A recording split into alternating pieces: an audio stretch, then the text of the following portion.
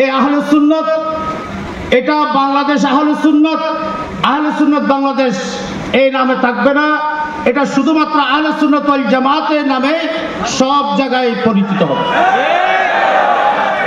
আজকের নির্বাচন কমিশন কর্তৃক যাদেরকে বিভিন্ন পদে নির্বাচিত করা হয়েছে তাদের নাম আপনাদের সামনে উপস্থাপন করছি। এই আহলে সুন্নাত এটা বাংলাদেশ আহলে সুন্নাত বাংলাদেশ এই নামে থাকবে না। এটা শুধুমাত্র আহলে সুন্নাত ওয়াল জামাতের নামে সব জায়গায় পরিচিত হবে।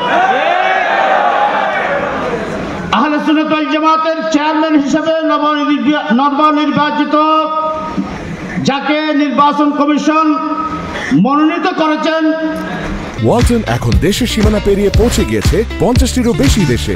ওয়ালটন ঘরে ঘরে বিশ্বজুড়ে। তিনি হচ্ছেন শাইখুল হাদিস আল্লামা কাজী মঈনুদ্দিন আশরাফী মাদ্দাজিল্লাহুল আলী।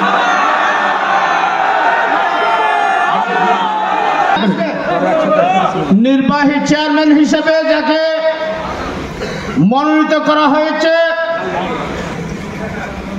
পীরে তরিকত আল্লামা আবুল কাসেম নুরি মাদ্দাজিল্লাহুল আলী।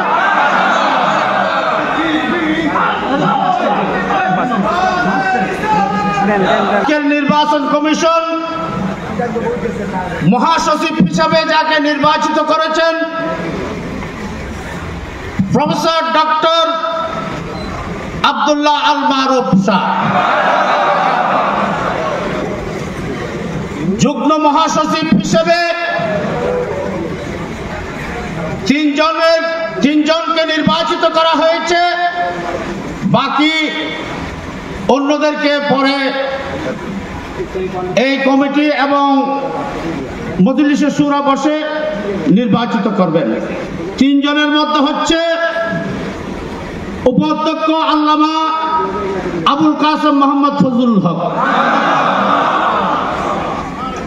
আল্লামা খাজা আরিফুর রহমান তাহিরি মাদ্দাজিল্লাহুল আলী, আল্লামা আনামা মাসুদ হোসেন আল কাদরি। এই তিনজন যুগ্ম মহাসচিব আজকে নির্বাচন কমিশন নির্বাচিত করেছেন, বাকি যুগ্ম মহাসচিব এবং পরবর্তীতে এটা অ্যাড হবে। সাংগঠনিক সচিব হিসাবে যাকে নির্বাচিত করেছেন আল্লামা মুফতি গিয়াসউদ্দিন আত-তাহিরি।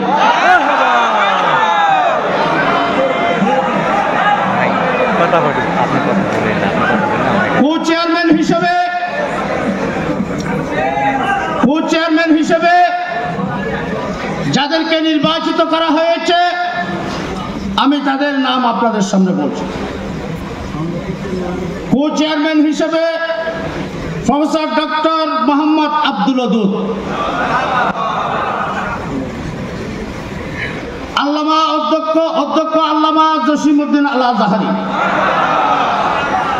অধ্যক্ষ আল্লামা আব্দুল আলিম রেজভী, অধ্যক্ষ আল্লামা এস এম ফরিদ উদ্দিন, আল্লামা মোশাররফ হোসেন হেলালি, আল্লামা কফিলউদ্দিন সালেহী, আল্লামা কাজী মহিউদ্দিন লতিফি,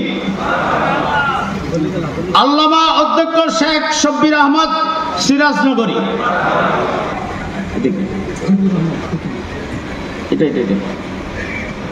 আল্লামা শফিউল আলম নিজামী,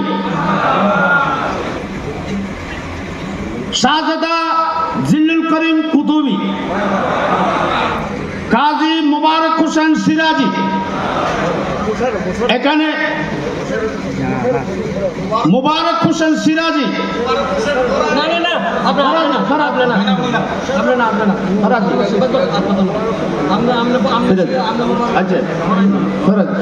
আচ্ছা যাক,